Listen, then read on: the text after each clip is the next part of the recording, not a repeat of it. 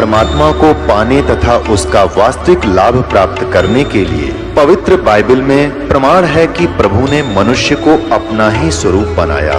6 दिन में सृष्टि रचकर 7वें दिन विश्राम किया। कुरान शरीफ में प्रमाण है कि हजरत मोहम्मद को खुदा स्वयं कह रहे हैं कि मैंने तुम्हें उस परमात्मा की महिमा बताने के लिए भेजा है।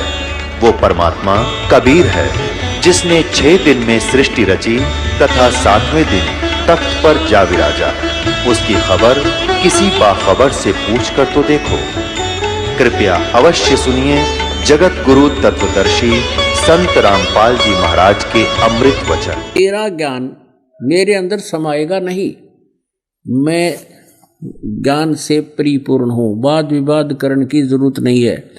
और मैंने ऐसे ऐसे अपनी माता से सर्वाजीत नाम रखवाना था, उसने कंडीशन रख दी है कि मैं आपसे शास्त्रार्थ करके आपको पराजित करके आऊँ और फिर अपना नाम बदलवाऊँ। मेरा इतना उद्देश्य है। अब तेरा ज्ञान मेरे में नहीं समाएगा और मैं चारों वेदों का पुराणों का ज्ञाता हूँ। मेरा ये संदेश था तेरे। परमेश्वर बोले मेरा उत्तर सुन ले। क्या था मेरा उत्तर? ये है कि जैसे ही तेरे लोटे में और जल डाल देते बाहर गिरता, तो मेरा ज्ञान ऐसा वजनदार है जैसे मैंने सुई डाल दी इसमें, या सुई तेरी लोटे के तली में बैठ गई, तेरा पानी बाहर निकल गया। मेरा ज्ञान ऐसा है तेरे सारे थोथे ज्ञान ने बाहर काट देगा और तेरे छाती में बैठ जाएगा जाकर। वो ज्ञान है मेरा। और ज्ञान सब ज्ञानड़ी, कबीर ज्ञान सो ज्ञाने, जैसे गोला तोब का भाई करता चले मैदान। अब सर्वानंद कहने लगा बोल तेरा क्या प्रश्न है।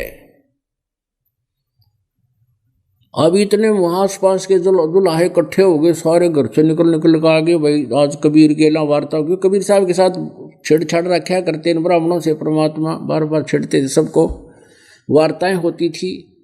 तो देखने आगे सब खड़े हो गए, चारों तरफ बैठ गए। अब परमेश्वर ने कहा कि मैं प्रश्न करता हूं, उत्तर दे महात्मा जी विद्वान पुरुष, कि कौन ब्रह्मा का पिता है, कौन विष्णु की माँ और कौन शंकर का दादा है, हमको दे बता। अब सर्वानंद कहता है ये तो अजर व अमर है, इनके कोई माता पिता नहीं है, सर्वेश्वर है, महेश्वर है, अजन्मा है, ये सर्वशक्तिमान है। देखो रे लोगों इसकी अकल मारी गई है, ये ब्रह्मा विष्णु महेश के माता पिता बता रहा है।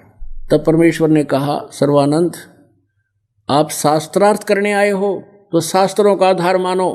हाँ जी बोलो। कि देवी पुराण निकालो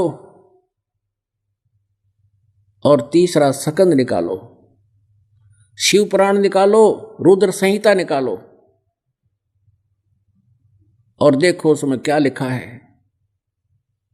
ये नासवान है, इनकी जन्म मृत्यु होती है, दुर्गा इनकी माता है, ज्योत स्वरूपी निरंजन ये काल इनका पिता है। और उसने निकाली, पढ़ा, पढ़ कर देख लिया, बात है तो यूं का तो, लेकिन बेइज्जती वहां रहता और कोई पढ़ नहीं सकता। पढ़ ब्राह्मण सकते हो संस्कृत ने, और सब पता था उसको, कोई पढ़ नहीं सकता। यहां पर कहने लगा झूठ बोलता है, झूठ बोलता है, ऐसा कहीं नहीं लिखा है।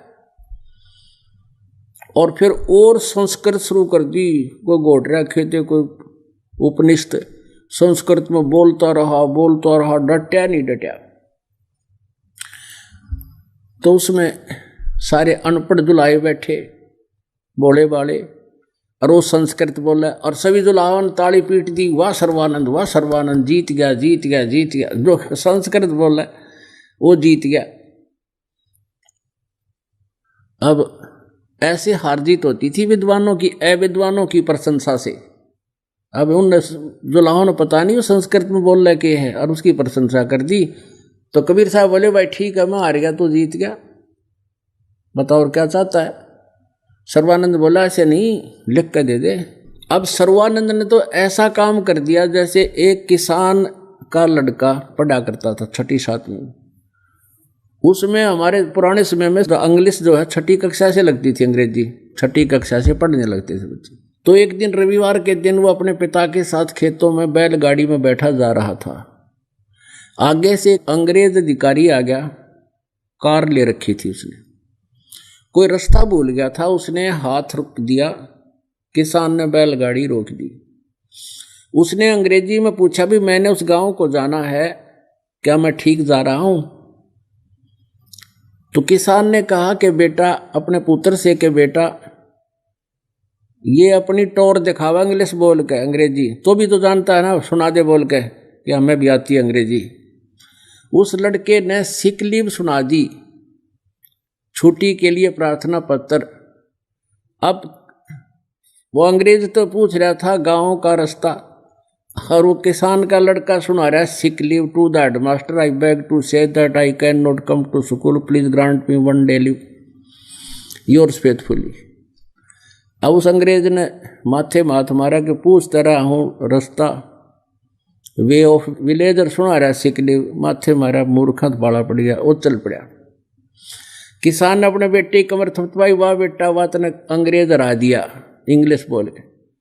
लड़का कहता पिताजी अभी तो मुझे माई बेस्ट फ्रेंड और याद था, यू कार छोड़ के भाग जाता, वो सुन लेता था। तो ऐसा था वो सर्वानंद। परमात्मा प्रश्न कर रहे हैं ब्रह्मा विष्णु महेश के माता पिता बता, और वो सुना रहा है सीख लीव, और उसी को शाबाशी मिल गई, वाह वाह वाह सर्वानंद जीत गया, वाह सर्वानंद जीत। अब परमात्मा के पास तो सारे हथियार थे। अब पंडित जी कहने लगा मैं जीत गया तू हार गया। परमात्मा बोले हाँ भाई मैं हार गया तू जीत गया। अब बता क्या चाहता है कि लिख कर दे दे, मेरी माँ वैसे नहीं मानेगी। परमेश्वर ने कहा भी मैं तो अक्षर ज्ञान है नहीं, मैं अनपढ़ हूँ, तू लिख ले, अंगूठा ला दूंगा। सर्वानंद ने लिख लिया। सर्वानंद शास्त्रार्थ में जीत गया, कबीर साहब पराजित हुआ, और नीचे अंगूठा लगा लिया कबीर साहब का, चल पड़ा। आके अपनी माँ से कहने लगा ले माता, उसने जाते हाथ मार ली मेरे सामने, ये लिख के दे दिया। माता ने कहा बेटा पढ़ के सुना क्या लिखा है इसमें। उसमें क्या लिखा पाया कि शास्त्रार्थ में सर्वानंद हार गया, कबीर साहब विजयी हुए। अब उसकी माँ ने कहा रे तू हार का है तो कहता नहीं माता जी मेरे लिखने में गलती रह गई, फिर लिखवा के लाता हूँ। फिर लिखवा के ला, दूसरी बार फिर गया लिखवा लिया, लिखवा के सही लावे, वहां के पढ़े उल्टा पावे। सर्वानंद हार गया, कबीर साहब जीत गए। अब सच्चाई तो थी आए। उसकी माँ बोली रे तू नींद में है क्या? कहा माँ मैं नींद में हूँ, अब के लिख के लाऊंगा ठीक। और फिर लिख के लाया, वही लिख के तो ठीक ही लाया था, कोई बालक थोड़ा ही था वो। और आके उसने सोचा कि बिजली पड़े है, माँ के पास जाते ही ये उलट सुलट हो जाए। उस घर में प्रवेश करते करते उस पर नजर नहीं हटाई। माता जी सुनाओ, अब सुनाओ। कहा भाई सुना। वो सुनाने लगे, वो अक्षर चेंज हो गया, उसकी आँखें का गए, वो तो मुंह खुला का खुला रह गया। उसकी माँ बोली रे बोलता कोई ना, पढ़े बैठ गया नो का नो। वो तो एकदम अचंभित हो गया कि वो तो पहले तो सोचा था गलती लगी शायद मेरे, तो आँखा का आगे उलट पुलट होते दिखे, पेट पकड़ के बैठ गया, कलेजा पकड़ लिया। उसकी माँ बोली रे क्या हो गया बेटा बोल, वो तो है विद्वान है। तब उसका पसीना आ गया, पानी पिया एक गिलास खूब, और तब उसकी माँ बोली बेटा भगवान आ रहे हैं वह, और तेरा कल्याण हो जाए बेटा, मेरी आत्मा रो रही है काफ़ी दिनों से, तेने क्या खाएगा पता नहीं, वेदों और गीता और पुराणों का हर विद्वान पाक रहा, क्यों दुनिया को भ्रमित किए बैठा है। सिर पकड़ के बैठ गया और मैं बोला माता जी सही कह रहे हो आप, वो तो विद्वान के, वो तो भगवान आ रहे हैं माता, सारे वेदों सदग्रंथों को जानते हैं, लेकिन मैं अपने अभिमान वश मान नहीं रहा था माता जी। आज इस लीला ने मेरा जो है ना भ्रम तोड़ दिया, और माता मुझे उपदेश दिला दो, मुझे शर्म लगेगी, अकेले के जाते हैं, आप मुझे साथ ले चलो। अब सर्वानंद को उसकी माँ लेकर गई, गुरुदेव के चरणों में डाल दिया, बेटा मेरी आत्मा खुश हो जाएगी, तेरा कल्याण हो जाएगा, नाम ले लिया। अब उसके बाद बाकी ब्राह्मण वर्ग उस सर्वानंद के विरोधी हो गए, तन नाक कटवा दी, इसको जाते घेर दो, देख काल के दूतों का कैसा खेल। लेकिन सर्वानंद नहीं मान्या उनकी, ना उनकी माँ मानी, जाते गए कित्तत घेर दो हमने, अब तो भगवान मिल गया। तो परमात्मा कहते समझा है तो सर दर पाओ और नहीं रे सदा। बोलो सतगुरुदेव सत साहिब।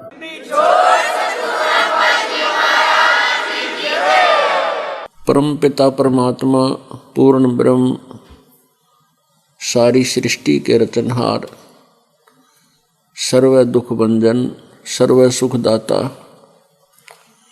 सारी सृष्टि के विधाता ये कबीर परमेश्वर जी हैं।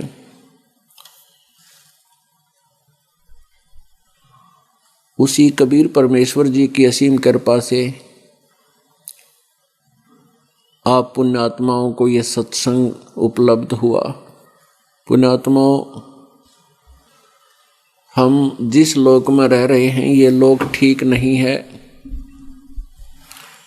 ये अपना निज स्थान नहीं है। हम तत्व ज्ञान के अभाव से इसी प्रोसेस को, इन्हीं क्रियाओं को हम अंतिम मान चुके हैं। जन्म हो जाना, संतान की इच्छा संतान हो जाना, फिर उनका विवाह शादी कर देना, फिर उनकी संतान की कामना करना, फिर हमारी मृत्यु हो जाए, कोई प्रॉब्लम नहीं।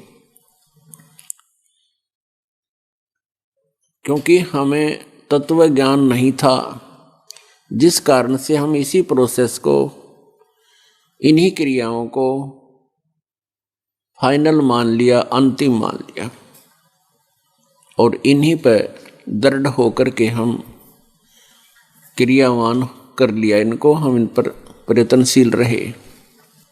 परमात्मा स्वयं आते हैं, इस काल के द्वारा भ्रमित आत्माओं को, प्यारी आत्माओं को वो स्वयं ही यथार्थ ज्ञान बताते हैं कि ये तुम्हारा स्थान नहीं है, यहाँ तुम्हारे साथ धोखा किया हुआ है। आप जी को एक विशेष नशे के अंदर प्रभावित करके आपको यहाँ रोका हुआ है। इन 3 गुणों का प्रभाव प्रत्येक प्राणी के ऊपर है। रजगुण ब्रह्मा जी का, विष्णु जी से सतगुण का, और शिव जी से तम गुण का। और इन तीनों गुणों के प्रभाव से हम यहाँ बंधे पड़े हैं। हमें और कुछ भी दिखाई नहीं दे रहा। जैसे किसी को नशा हो जाता है, उस नशे युक्त प्राणी को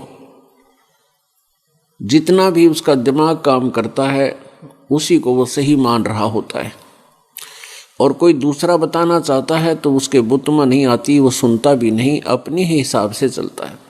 तो आज हमारी इन तीनों गुणों के नशे से, प्रभाव से, ये त्रिगुणमयी माया की प्रभाव से हम इतना ही सोच पाते हैं, और इससे भिन्न कोई हमें बताना चाहता है, हमारी बुद्धि काम करना बंद कर देती है।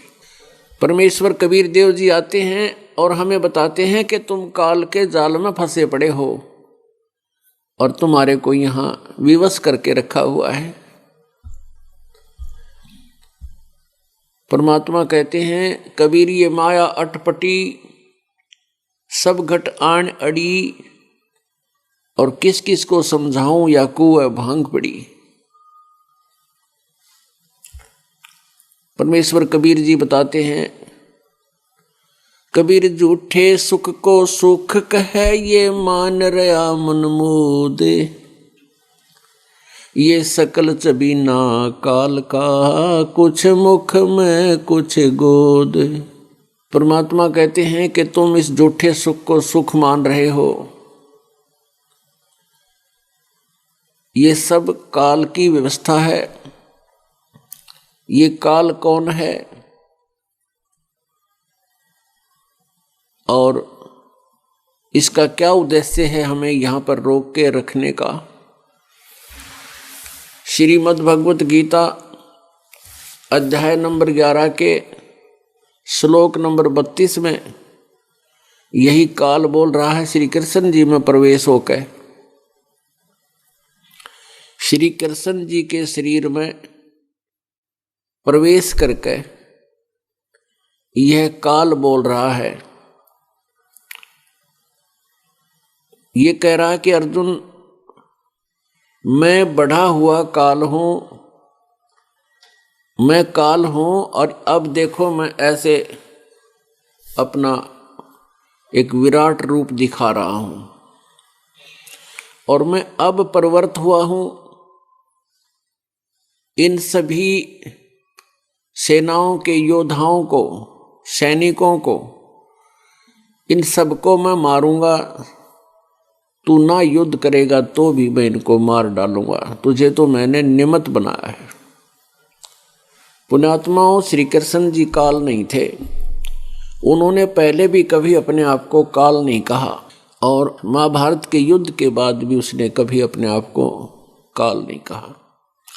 ये श्री कृष्ण में प्रवेश करके वो काल बोल रहा था, क्योंकि श्री कृष्ण जी युद्ध नहीं चाहते थे, फिर अर्जुन भी युद्ध नहीं चाहता था और काल ये युद्ध करवाना चाहता था। क्योंकि कारण क्या है कि उसने 1 लाख मानव शरीरधारी प्राणियों के सूक्ष्म शरीर को तपस्या पर भूनकर खाने का श्राप लगा हुआ है, जिस कारण से ये काल हम सभी प्राणियों को यहाँ अपने आहार के लिए व्यवस्थित किए हुए हैं और सबको बाई फोर्स यानी जबरदस्ती रोका हुआ है और जबरदस्ती हमसे संतानों उत्पत्ति करवाता है, जबरदस्ती हमें यहाँ रोक कर रखता है, मोह ममता से हमें यहाँ जकड़ा हुआ है।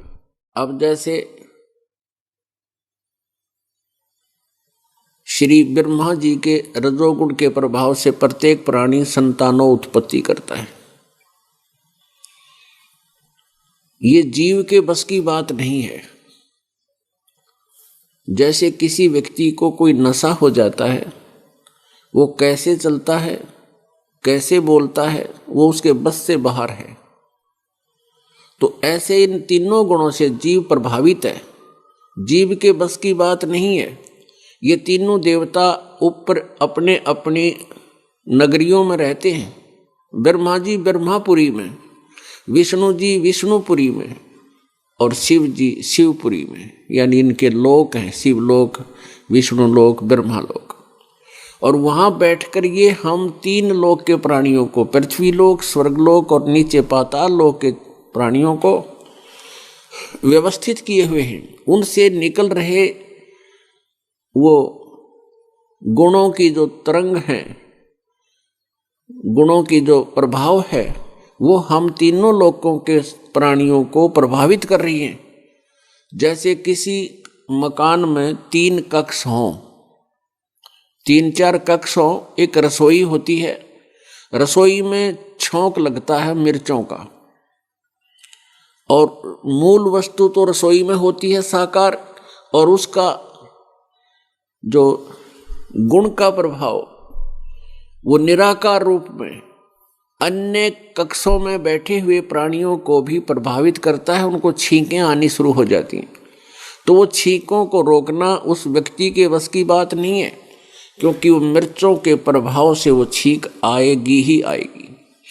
ऐसे ही समझो ये तीनों भगवान अपने अपने नगरियों में, अपने लोकों में विराजमान रहते हैं और वहाँ से उनके शरीर से निकल रहे गुण, ये तीनों गुण प्रत्येक प्राणी को यहाँ उस मिर्चों वाली छौंक की तरह प्रभावित करते हैं, विवश करते हैं। जीव के बस की बात नहीं। जैसे जब रजोगुण का प्रभाव होता है तो ये व्यक्ति संतानों उत्पत्ति करता है।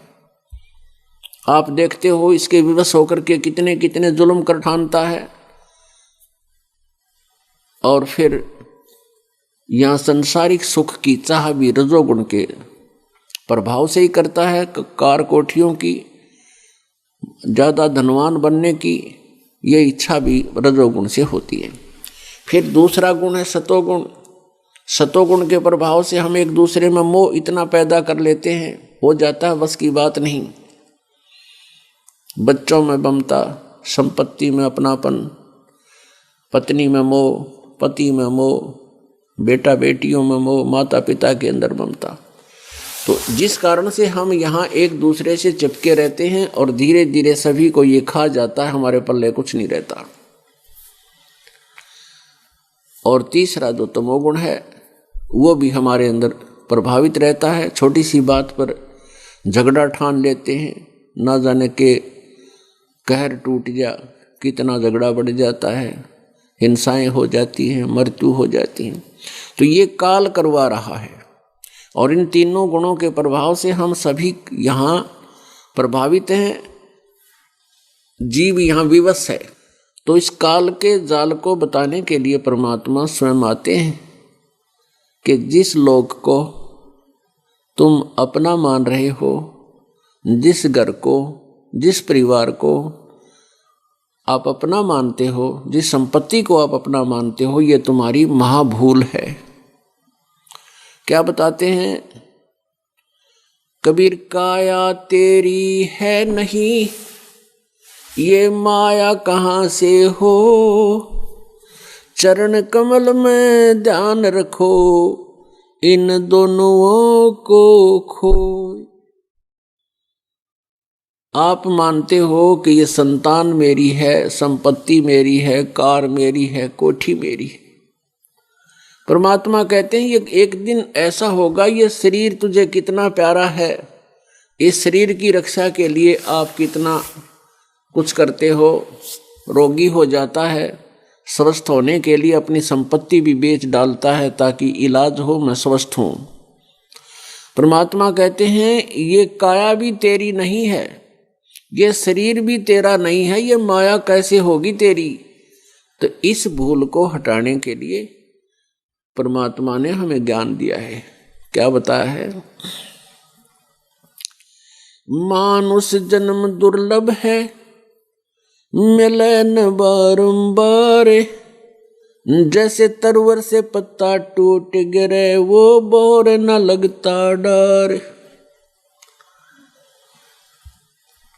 क्या बताते हैं कि जैसे मानुष जन्म बार बार नहीं मिलता, ये बहुत ही दुर्लभ है, और आपके हाथ से एक बार ये शरीर छूट गया, मृत्यु होगी, तो आप ऐसे टूट गिरोगे जैसे वृक्ष से पत्ता टूट के गिर जाता है, वह पुनः स्थापित नहीं हो सकता। क्या बताते हैं परमात्मा, पतझड़ आवत देख कर बन रोवे मन माही, ऊंची टहनी पात थे, अब वो पीड़े हो जाही। परमात्मा कहते हैं कि ये संसार ऐसे समझो जैसे एक वृक्ष हो, और वृक्ष के पत्ते टूटकर बसंत ऋतु में पतझड़ जिसे कहते हैं, पत्ते टूट टूट कर पीले होकर गिर जाते हैं, ना जाने कहाँ गंदे नालों में पड़कर सड़ते हैं।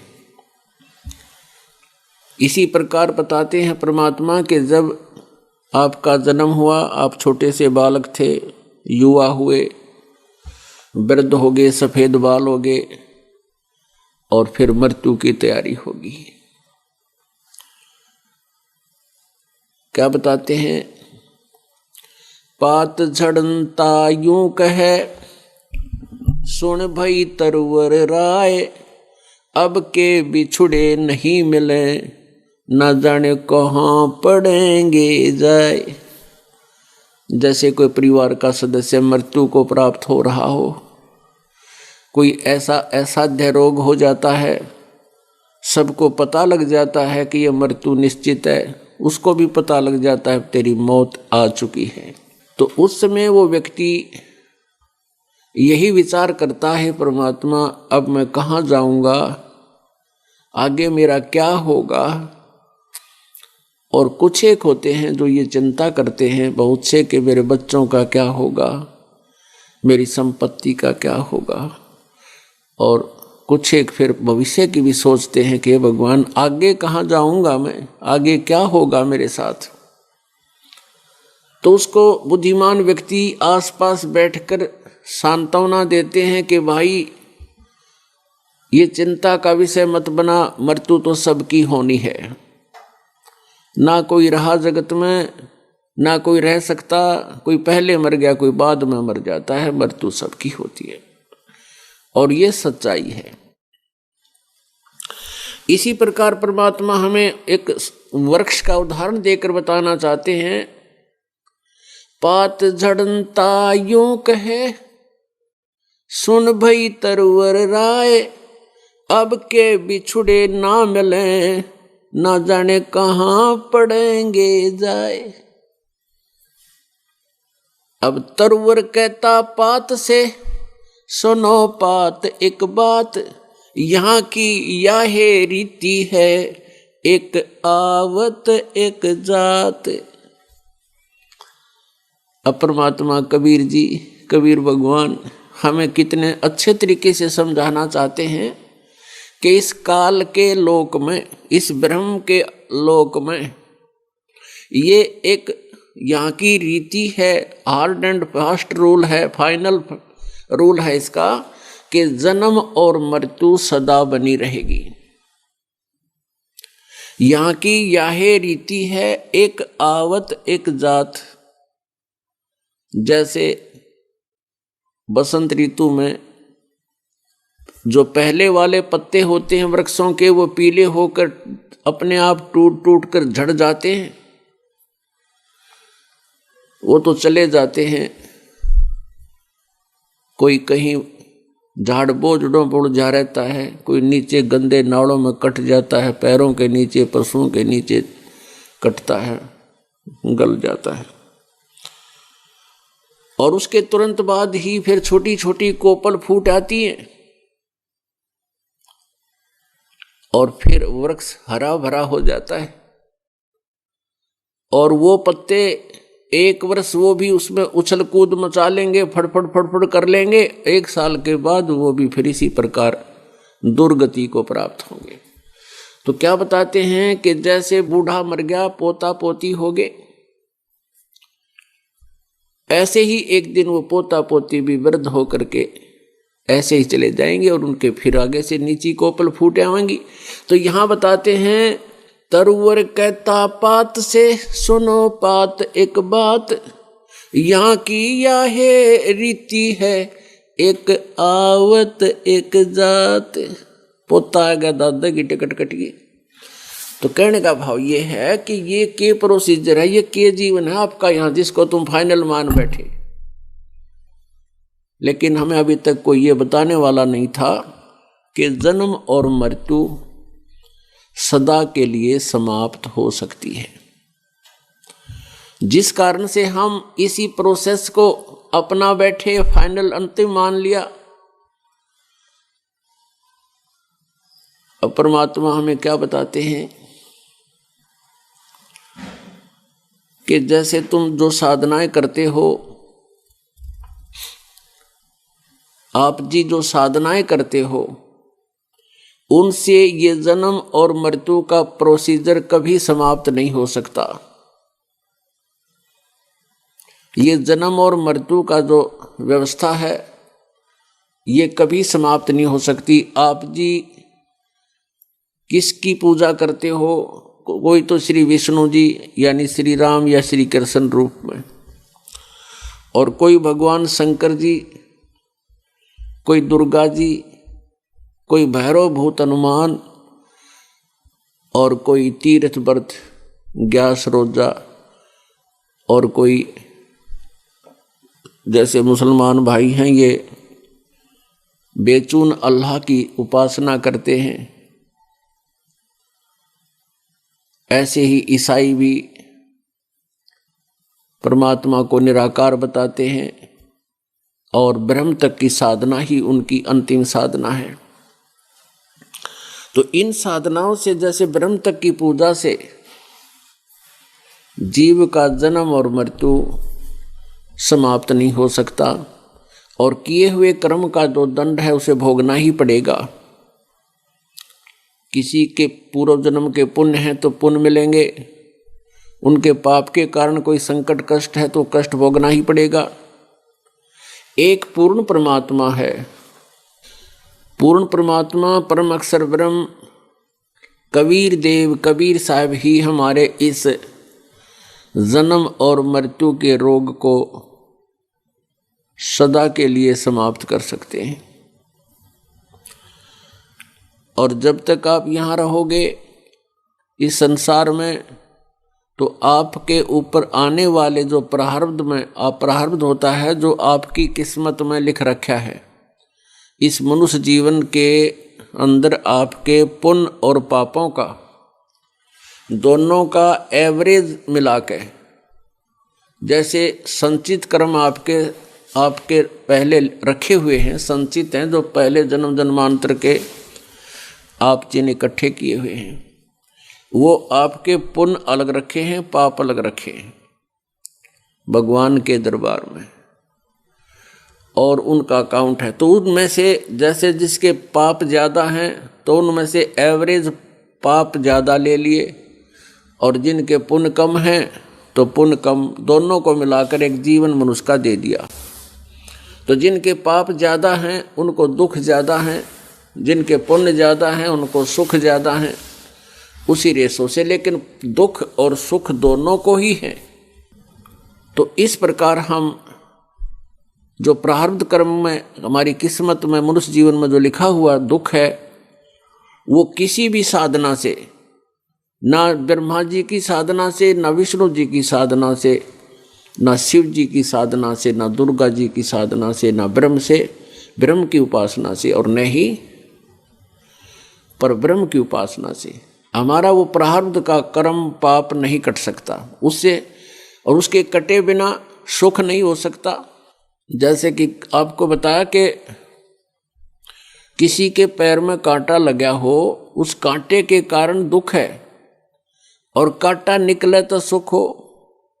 तो ऐसे ही प्रारब्ध कर्म कटे, समाप्त हो, उसका नाश हो पाप का, तो सुख हो।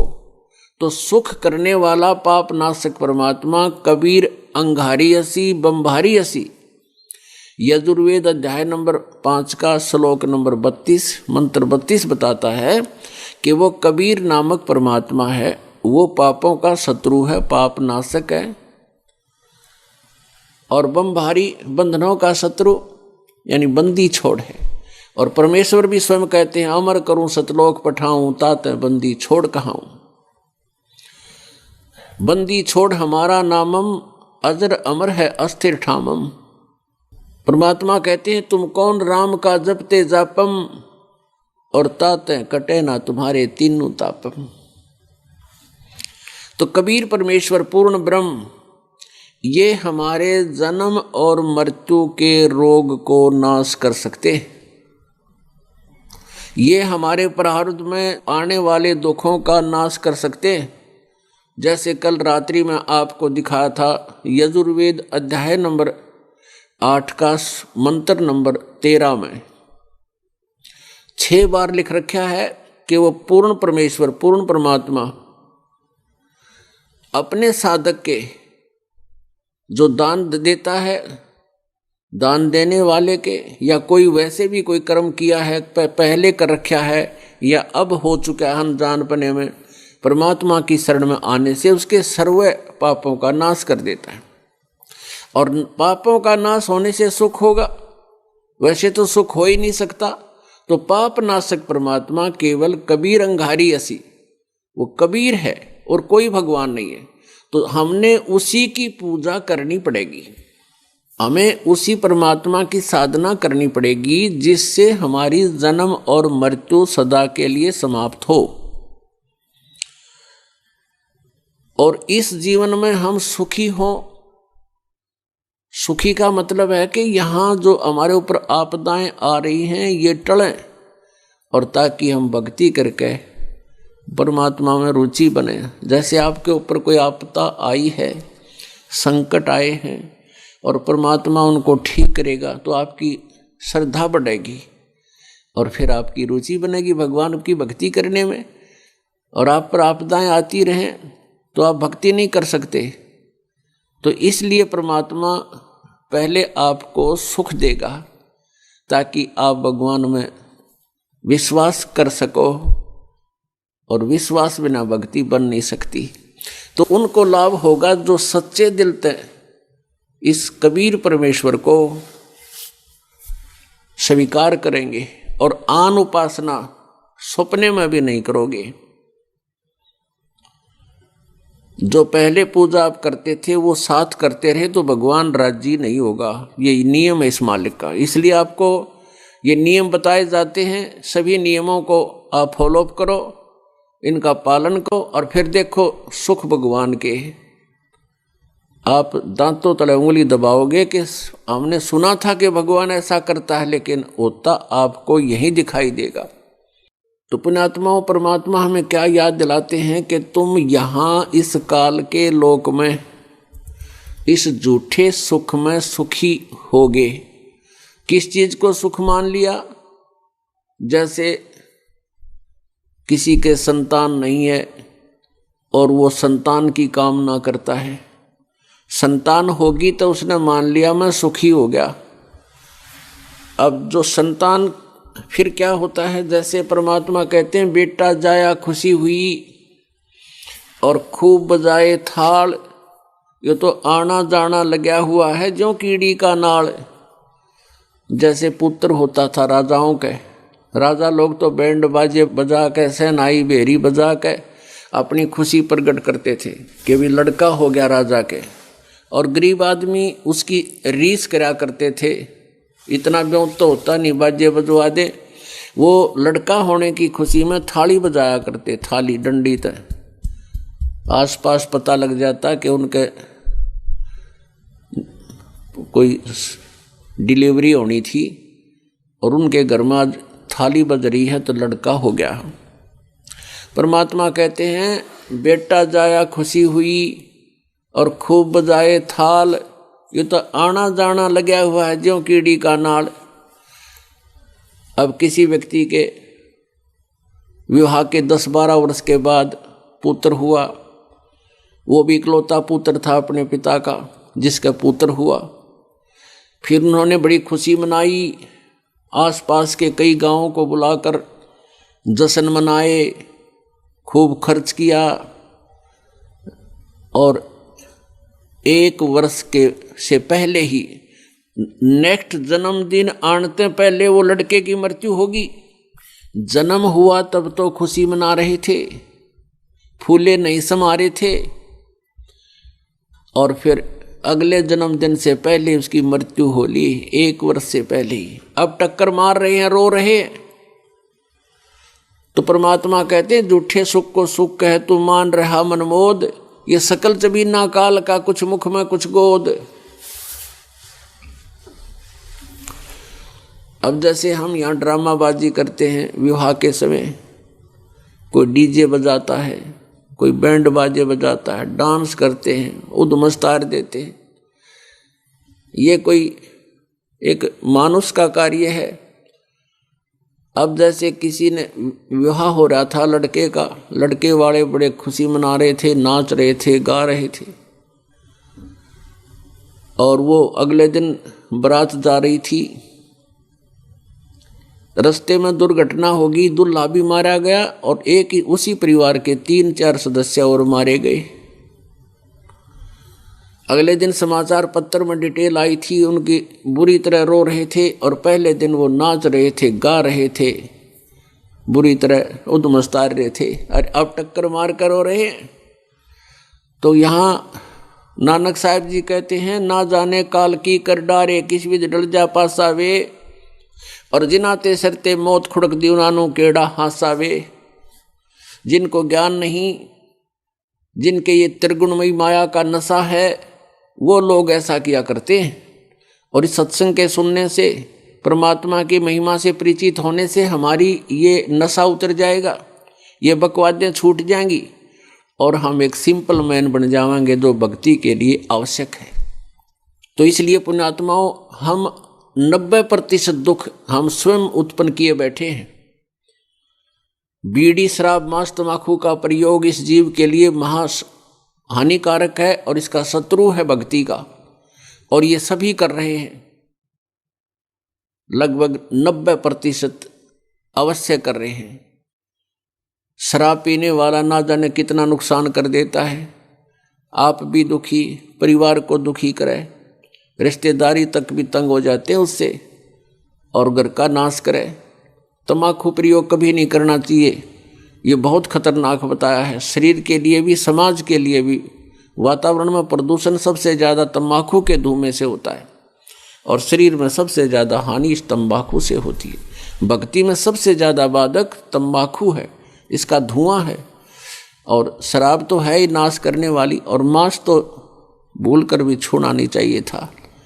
अब जैसे कोई हमारे बच्चों को काट के खावे कैसा लगे, और हम एक बकरी के बच्चे को, भेड़ के बच्चे को या कोई भैंस गाय को खाते हैं, तो इंसान का आहार नहीं है ये तो शैतानों का आहार था, और हमने अज्ञानता से सभी ने स्वीकार कर लिया। तो ये त्याग देना चाहिए। तो इससे 50-60% राहत आपको मिल जाएगी, आपका खर्चा कम होगा और एक जीवन भी मनुष्य जैसा बन जाएगा। उसके बाद जो हम विवाह शादी में कार कोठी लेने में बनाने में जो खर्च करते हैं, ये भी हमारी नालायकी है। परमात्मा कहते हैं कि यहाँ इतना ही स्थान चाहिए आपको जिसमें टाइम पास हो जाए। कबीर साहब कहते हैं, घर तो 3.5 हाथ और गना तो 4.25, और कह कबीर अधिकाग है ताको नहीं विचार। घर आदमी को 3.5 हाथ का, अपना शरीर जो मनुष्य का होता है उसके अपने 3.5 हाथ की उसकी लंबाई होती है। माप का देख लेना, ये यहाँ से लेकर इतना एक हाथ कहलाता है, ये इतना, और ये 3.5 हाथ का शरीर होता है आपका। तो परमात्मा कहते हैं आपने अपने शरीर को आपदाओं से बचाने के लिए, गर्मी सर्दी से बचाने के लिए 3.5 हाथ लंबा घर काफ़ी है, और गणा करे तो 4.25 हो जाए। और कहते हैं इससे ज़्यादा अगर तू व्यवस्था करता है तो नालायक आदमी है तू, तुझे विचार नहीं है। अब जैसे एक व्यक्ति ने कोठी बना रखी और डींग मारे उसके रिश्तेदार कहने लगे उसको 12 कमरे हैं, 4 तलर, 4 ऊपर, 4 और तीसरी मंजिल पर, और वो सोए कहाँ है? एक 4पाई पे एक कमरे की कोण में, और बाकी वो वैसे पड़ा, उसने शर्मा मारेगा, बता क्या करेगा वो। और उसके खर्चा कितना, और फिर पीछे तो कर्जा ले लिया या 2 नंबर के काम करे होंगे हैं, वो परेशान कर रहे होंगे, लोग दिखावा करने के लिए 100 इधर उधर के ओढ़ सोड़ करता है प्राणी। अब बात रही जैसे हम विवाह करते हैं बच्चों का विवाह परमात्मा ने कर रखा होता है, क्योंकि संस्कार भगवान ने पहले जोड़कर तैयार कर रखे होते हैं। तो उसमें हमने घना ड्रामाबाजी नहीं करनी चाहिए। बच्चों का विवाह वचन से होता है, बच्चों का विवाह वचन से होता है। भाई हमने अपनी बेटी आपके पुत्र से इसका विवाह कर दिया, नाता जोड़ दिया, वो कहते हैं ठीक है हमने स्वीकार कर लिया, तो हो गया ब्याह। इसमें चाहे सिंपल खाना खा लो, चाहे इसमें ढोल पीट लो, और चाहे इसमें नाच गा लो, बात वह है कि वह उतनी ही है। बच्चों का संस्कार जोड़ देना है और उनको विदा कर देना। इससे फालतू हम करते हैं तो हम बकवाद करते हैं वो। तो इस प्रकार हमने हर प्रकार से अपने इस वाहियात खर्चे को कम करना है। और फिर देखना 20% मेहनत से आपका गुजारा सुथरा चलेगा, और फिर बाकी जो समय आपको मिलेगा वो भक्ति करेंगे, भगवान का नाम जपया करेंगे। तो इस प्रकार हमने अपने आप को एक साधु भक्तों वाले लाइन पर लाना है, तब हम भक्ति कर सकते हैं। अभी शुरुआत है स्मारक की, पुण्यात्माओं कुछ दिनों में देख लेना आप, सब तंग पा रहे हैं ब्याह की व्यवस्था से। एक बेटी होती है, बेटी कितनी अच्छी संतान होती है, पहले माता पिता के घर पर काम करती है, और फिर जैसा उसको यहाँ विदा कर दिया तुरंत चली जाती है, और जा करके अगले सारा जीवन दूसरे के घर में पशु की तरह लगी रहती है।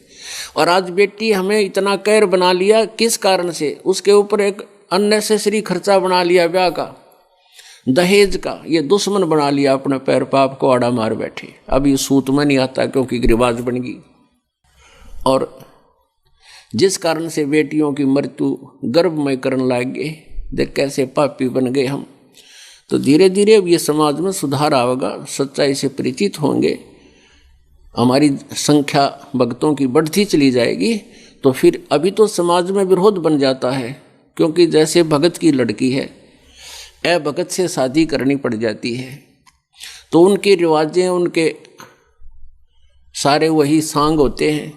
लेकिन भगत को चाहिए कि पहले खोल कर दे कि अकेली लड़की है मेरे पास, ना कोई दहेज दूंगा, और पुण्यात्मा और परमात्मा ने जहाँ संस्कार जोड़ रखे उसने तोड़ कौन देगा, उसको रोक कौन देगा। हम डर जाते हैं, घबरा जाते हैं कि बेटी का ब्याह ना हो, ये भूल कर ना सोचना।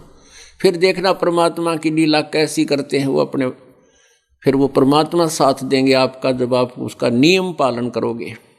तो पहले तो हमने इस प्रकार अपने ऊपर जो वजन बेमतलब सिर पे रखा है और फिर उसको उठाए फिर रहे हैं, रो रहे हैं, क्योंकि किसी के 2 लड़कियां हो जाती हैं और आजकल जैसे विवाह की प्रथा चली हुई है, उसके लिए मरण हो जाता है। सारा दिन चिंतित रहता है, किसी से कर्जा लेता है, कुछ करता है, कुछ करता है। और जब आपका ये सारा जो है ना व्यवस्था बदल जाएगी, फिर देखना कितना हल्का फुल्का महसूस करोगे। तो हमने पहले तो ऐसा हल्का होना है। आइए अब हम उन श्रद्धालुओं के अनुभव जानते हैं जो जगत गुरु तत्वदर्शी संत रामपाल जी महाराज जी से दीक्षा प्राप्त कर चुके हैं तथा उनके द्वारा बताए गए भक्ति मार्ग पर चल रहे हैं। नमस्कार सर। नमस्कार सर जी। सर क्या नाम है आपका? कमल प्रसाद। कमल जी, आप कहाँ के रहने वाले हैं? दमोह जिला मध्य प्रदेश का रहने वाला हूँ सर जी। सर, संत रामपाल जी महाराज से नाम दीक्षा आपने कब ली? 27 अक्टूबर 2012 को संत रामपाल जी महाराज जी से नाम दीक्षा ली है। सर क्या काम करते हैं आप? सर जी मैं दिल्ली में अध्यापक के पद पर सरकारी स्कूल में कार्यरत हूँ। सर, संत रामपाल जी महाराज से नाम दीक्षा लेने से पहले आप क्या भक्ति साधनाएं करते थे? संत रामपाल जी महाराज जी से नाम दीक्षा लेने से पहले जो परंपराओंगत जो घर में बताई गई विधि के अनुसार भक्ति किया करते थे, जिसमें कि मतलब व्रत रखना या फिर देवी देवताओं की पूजा करना, किसी मतलब जो भी मंदिर हैं वहाँ जाना, भंडारे करना। सर, आपने बताया कि आप मंदिरों में जाना और जो देवी देवताओं की पूजा थी वो सब करा करते थे और भंडारे में भी जाया करते थे, तो इन सब भक्ति साधनाओं से आपको क्या लाभ हुए? लाभ तो कुछ नहीं जी, परेशानी आ रही थी घर में और कर्जा भी हो गया था। और हमारी मम्मी ने कहा था कि बेटा शंकर जी की भक्ति करने से लोग कहते हैं कि 12 साल तक जो भक्ति करेगा उसको बहुत लाभ मिलता है। लेकिन हमारी मम्मी इतनी बीमार पड़ गई सर जी की पूछो मत, मतलब पूरे रिश्तेदार और जो भी गांव के लोग सब जानते हैं, आप जाके पता भी कर सकते हैं कि उनकी कैसी स्थिति। वो मतलब बाहर बाथरूम करने के लिए भी नहीं जाती थी, नहाने के लिए नहा के साड़ी नहीं पहन पाती थी। तो ऐसे कोई लाभ तो बिल्कुल भी नहीं मिला, परेशानी हाथ लगती थी सर जी। और घर में भी कर्जा हो गया था, घर में मतलब 8-10 लाख रुपए का कर्जा हो गया था मेरा। सर, आपने बताया कि आप जो भी भक्ति साधनाएं करते थे उनसे आपको कोई लाभ नहीं मिला, आपके ऊपर 8-10 लाख का कर्जा हो गया, आपकी आर्थिक स्थिति बहुत ज्यादा खराब हो गई, आपकी माताजी की तबीयत खराब हो गई, डॉक्टर ने उनको मना कर दिया कि अब ये नहीं बचेंगी। तो फिर संत रामपाल जी महाराज की शरण में आप कैसे आए? संत रामपाल जी महाराज की शरण में हमारे पापा जी ने, एक भगत जी हैं कोड़िया में, उन्होंने नाम ले रखा था। तो भगत जी ने कहा ऐसे ऐसे संत रामपाल जी महाराज हैं जो भक्ति बताते हैं मतलब शास्त्रों के अनुसार। और हम तो पढ़े लिखे समाज है, हमारे पापा भी पढ़े लिखे, हम भी टीचर लग गए। तो इनको शास्त्रों को कह रहे कि आप समझ के देख लो और यदि समझ में आए तो आप नाम दीक्षा ले लेना। तो यहाँ आश्रम आए, हमारे पापा हमको लेके आए और नाम दीक्षा ले ली संत रामपाल जी महाराज जी से। हमारी मम्मी ने भी पापा के कहने से और हमने सब पूरा परिवार ने नाम दीक्षा ले ली भगत जी। सर, हमने सुना है कि संत रामपाल जी महाराज से नाम दीक्षा लेने के बाद श्रद्धालुओं को बहुत सारे लाभ प्राप्त होते हैं, चाहे वो आर्थिक हो, शारीरिक हो, मानसिक हो या भौतिक हो। तो क्या आपको भी कुछ लाभ प्राप्त हुए संत रामपाल जी महाराज से नाम दीक्षा लेने के बाद? जी, संत रामपाल जी महाराज से नाम दीक्षा लेने के बाद सर जी हम ससुराल गए हुए थे, तो वहाँ पर 20-25 लोग सो रहे थे और हम भी सो रहे थे। और अचानक मुझे कोई ऐसे मतलब ऐसे कोई सर्प आया, मेरे पीछे दौड़ा और मैं सपने में और छत से नीचे मतलब ऐसे दौड़ के कूद गया। तो 20 फुट की ऊंचाई थी सर जी, लेकिन परमात्मा संत रामपाल जी महाराज ने ऐसे दया करी कि जिधर पे मतलब सीधा गिरना था वहाँ से नहीं गिर के और साइड में से जाके कि एक मकान की छत बनी हुई थी उस पर से नीचे गिरा, तो थोड़ा सा ही चोट लगी थी। परमात्मा संत रामपाल जी महाराज कहते हैं कि सतगुरु शरण में आने से आय टली बलाए, जो मस्तक में सूली हो तो कांटे में टल जाए। संत रामपाल जी महाराज ने उस दिन मेरी मौत बिल्कुल लिखी थी। मुझे ऐसे होता था कई बार, तो मुझे अपने आप लगता था कि अब मेरी मतलब ऐसे निकट मतलब ऐसे मौत आ रही है, तो मुझे समझ नहीं पाता था। लेकिन उस दिन जब ये घटना घटी तो मुझे पता लग गया कि संत रामपाल जी महाराज जी ने मुझे बचा लिया है, वरना मेरी तो मौत होने वाली थी, क्योंकि 20 फुट ऊपर से गिरने में कोई चारा ही नहीं था बचने का। और मेरी मम्मी को इतना मतलब इतनी बड़ी बीमारी हो गई थी कि इतनी मतलब वो भक्ति करते करते कि वो इतनी बड़ी बीमारी हो गई कि मैंने पहले दमोह ज़िला है जो हमारा पड़ता है, पहले छोटे मोटे डॉक्टरों से, फिर दमोह ज़िला के डॉक्टरों से, फिर जबलपुर जाके, जबलपुर में 500 का एक इंजेक्शन लगता था सर जी, और जबलपुर से फिर कहा कि नहीं नागपुर बहुत बड़ा है, मतलब महाराष्ट्र में पड़ता है, तो मध्य प्रदेश से हम वहाँ महाराष्ट्र भी ले गए। तो महाराष्ट्र में डॉक्टरों ने कह दिया कि इनका मतलब कोई इलाज नहीं है और इनका ऑपरेशन होगा, 3-4 लाख रुपए का खर्चा है। तो हमारे गांव में हम आए और मम्मी को लेके आए। मम्मी ने कहा कि बेटा इतना पैसा लगाएंगे, कोई गारंटी तो है नहीं। तो वहाँ पर मैं मतलब दिल्ली आए, दिल्ली में फिर एम्स में दिखाया, कहा कि सबसे बड़ी हॉस्पिटल जो है अब लास्ट और रह गया, यदि बचेंगे तो यहीं बच जाएंगे, वरना हमारी ज़िंदगी तो पूरी हो ही गई। तो फिर मम्मी को मैंने 4-6 महीने यहाँ अपने पास रखा दिल्ली में और एम्स दिखाया। एम्स में डॉक्टरों ने कहा कि ये रिपोर्ट कराओ, ये रिपोर्ट कराओ, सारी रिपोर्टें जो भी MIR वगैरह सब कराई और 3-4 महीने बाद डॉक्टर को दिखाई। तो डॉक्टर ने कहा कि तुम्हारी मम्मी का कोई इलाज नहीं है मेरे पास। मैंने कहा सर जी ऐसे तो हो नहीं सकता ही, कोई बीमारी हो उसका इलाज ना हो। कह नहीं इसका कोई इलाज नहीं है, इसका इलाज ऑपरेशन है और ऑपरेशन में 3-4 लाख रुपए लगेंगे और यदि ये रुपए लगेंगे तो हम इसकी कोई गारंटी भी नहीं लेंगे। हमने कि सर हम 3-4 लाख रुपए जब देंगे तो हम तो ये चाहते हैं कि हमारी माँ ठीक हो जाए। कह रहे नहीं इसकी कोई गारंटी नहीं लेंगे। तो सर जी हमारी मम्मी और हम दोनों वहीं रोने लगे कि हे भगवान अब तो कैसे बचेंगे। तो हमारी मम्मी ने कहा और हमने कहा कि हम रामपाल जी महाराज की शरण में हैं। हमारी मम्मी थोड़ी मानती नहीं थी, विश्वास नहीं करती थी। फिर वहाँ पे हम घर लेके आ गए, सबको बताया, सब लोग हमने कहा कि डॉक्टर साहब थोड़ी बहुत तो कुछ दवाई लिख दो जो कि कुछ आराम मिले। कर नहीं इनकी कोई दवाई नहीं है, आप इनको घर ले जा सकते हो। वो चल नहीं पाती थी बिल्कुल भी, और बाथरूम नहीं जा पाती थी। यदि कहीं थोड़ा बहुत चलती 2-4 कदम तो मतलब पूरे आंगन जो गाँव में बने होते हैं उसमें लौटती थी। गाँव के लोग जो अड़ोस पड़ोस के वो सब देखने आते थे कि देखो क्या हो गया, इतनी बुरी तरह से चिल्लाती थी, हम पैर दबाते थे, लेकिन उनका आधे 1 घंटे तक तो बहुत बुरा हाल रहता था। फिर बैठ जाती थी, फिर बस फिर कोई दर्द नहीं रहता, मतलब बैठने खड़े नहीं हो पाती थी वो कुल मिला के। इसके बाद में फिर रामपाल जी महाराज का मतलब यहाँ पे धरना प्रदर्शन चल रहा था दिल्ली में जो जंतर मंतर पे। तो अब मम्मी ने कहा कि बेटा अब तो कोई उपाय नहीं है, संत रामपाल जी महाराज ही दया करें तो बच सकती हूँ। मैंने कहा ठीक है मम्मी चलो हम चलते हैं। तो हम मम्मी को और हम दोनों मतलब ले गए दोनों वहाँ परमात्मा से, संत रामपाल जी महाराज से के सामने मतलब तस्वीर के सामने और दंडवत प्रणाम किया। और मम्मी ने कहा कि रामपाल जी महाराज दया करियो, वरना ये तो अब बचाने के लिए कोई नहीं, आप ही बचा सकते हो। तो ऐसी दया करी रामपाल जी महाराज ने कि वहीं से उनको आराम मिल गया। कहने लगे कि बेटा मुझे थोड़ा मतलब पता लग गया कि रामपाल जी महाराज ने मेरे ऊपर दया करी है। फिर वो चलने लग गई। जब हम घर आए तो 1 किलोमीटर के आसपास मेरा कमरा पड़ता है। मैं किराए पे रहता हूँ तेखंड गाँव ओखला फेस 1 में। तो वहाँ पे 1-1.5 किलोमीटर पड़ता है। तो पहले तो हम ऑटो से ले जाया करते थे, लेकिन वो उस दिन चल के आई। कह रही बेटा मैं पैदल चल के चलूँगी, जबकि खड़ा होना तो मुश्किल था। लेकिन और एज भी नहीं ऐसी थी, 50 साल अभी हुई नहीं है, फिर भी इतना मतलब ज़्यादा स्थिति ख़राब हो गई थी। फिर उस दिन वो पैदल चल गई और आराम से एक जगह बैठी रास्ते में बस, और कह रही बेटा अब मुझे परमात्मा संत रामपाल जी महाराज की कृपा हो गई है, अब मैं ठीक हूँ। और उस दिन का दिन है और आज का दिन है, 1 रुपये की गोली भी नहीं खाई। आप बिल्कुल संत रामपाल जी महाराज की कृपा से वो मेरे लिए गांव से लाती हैं 30-35 किलो वजन अपने सिर पे रखे और मेरे लिए लाती हैं। बिल्कुल भी 1 रुपये की दवाई भी नहीं खाती हैं संत रामपाल जी महाराज की दया से। और तो लाभ जैसे सर जी हम छोटे में मतलब गुटखा खाने लगे थे। गुटखा खाने के साथ मतलब ये जो है पान में तम्बाकू डालते हैं उसकी आदत बन गई थी। तो ऐसे लगता था ये कैसे छूटेगी, और कर्जा भी हमारे सिर पे हो गया था मतलब, और परिवार में परेशानी बढ़ रही थी। 8-10 लाख रुपए कर्जा हो गया था। अब संत रामपाल जी महाराज की कृपा से हम बिल्कुल मतलब एकदम कोई टेंशन फ्री हैं। परमात्मा ने, संत रामपाल जी महाराज ने हमारे ऊपर ऐसे दया करी, पूरा परिवार ने नाम ले रखा है। और तो हमारी जो पत्नी हैं वो बहुत बीमार रहा करती थी, इतनी बीमार रहती थी कि उनको 4-6 मतलब हर महीने 2-4 हज़ार रुपये लगने ही लगने हैं। लेकिन संत रामपाल जी महाराज की कृपा से जब से नाम लिया है अब वो बिल्कुल एकदम स्वस्थ हैं। न वरना हम यहाँ बत्रा में दिखाया करते थे, वहाँ पर ज़्यादा फीस लगती है, कहते थे कि ठीक हो जाते हैं जल्दी, लेकिन वहाँ भी कोई आराम नहीं मिलता था। संत रामपाल जी महाराज से जब से नाम दीक्षा ली है अब तो हमारे घर में दवाई की एक मतलब गोली भी नहीं आती है।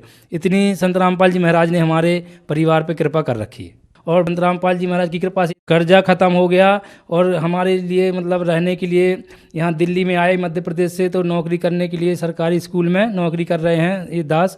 तो संत रामपाल जी महाराज से प्रार्थना लगाई कि परमात्मा संत रामपाल जी महाराज हमें बहुत दिन हो गए हैं किराए पर रहते हुए, आप हमारे लिए कुछ एक छोटी सी जगह की व्यवस्था करो संत रामपाल जी महाराज। तो आदेश में आया कि परमात्मा संत रामपाल जी महाराज दया करेंगे। तो संत रामपाल जी महाराज की कृपा से आदेश के 4-6 एक आध महीने में ही हमारा मतलब फ्लैट ले लिया 20-25 लाख का सर जी। अब हमारे लिए कोई ऐसी कोई परेशानी नहीं है। संत रामपाल जी महाराज ने बहुत दया करी हमारे ऊपर। सर, संत रामपाल जी महाराज से नाम दीक्षा लेने के बाद आपको बहुत सारे लाभ प्राप्त हुए। आपके ऊपर जो 8-10 लाख का कर्जा था वो भी खत्म हुआ, और संत रामपाल जी महाराज की कृपा से आपको एक 20 लाख का फ्लैट भी मिला।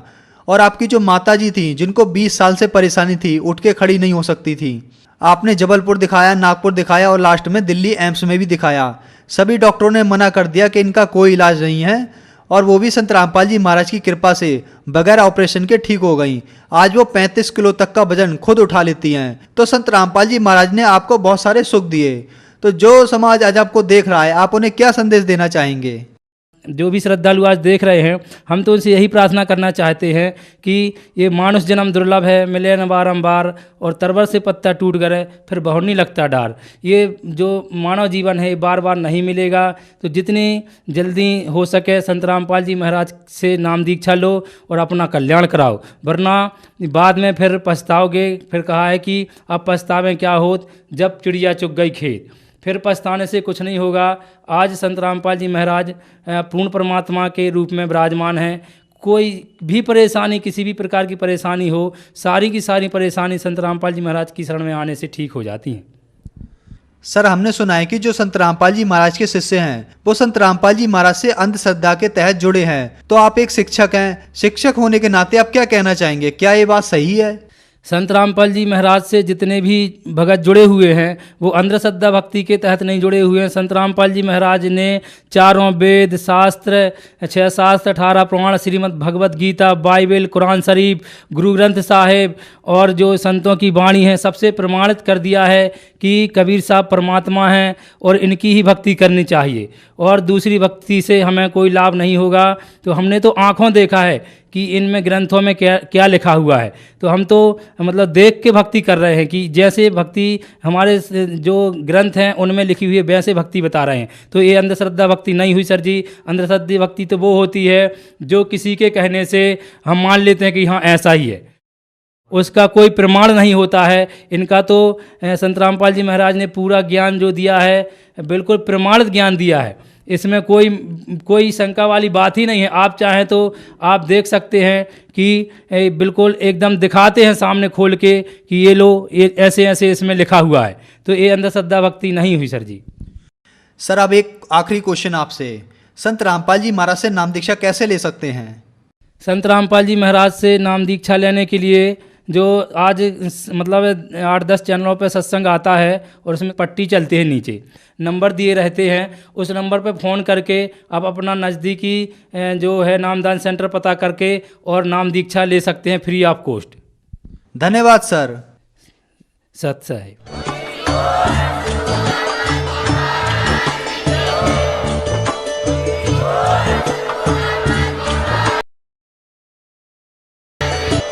आप सुन रहे थे जगत गुरु तत्वदर्शी संत रामपाल जी महाराज जी के मंगल प्रवचन। अधिक जानकारी के लिए विजिट कीजिए हमारी वेबसाइट www.jagatgururampalji.org। संत रामपाल जी महाराज जी के शुभ आशीर्वाद से पूरे विश्व भर में 500 से भी ज्यादा नाम दीक्षा केंद्र हैं, जिन पर संत रामपाल जी महाराज जी द्वारा ऑनलाइन निशुल्क नाम दीक्षा दी जा रही है। अपने नजदीकी नाम दीक्षा केंद्र का पता करने के लिए संपर्क करें 8222880541।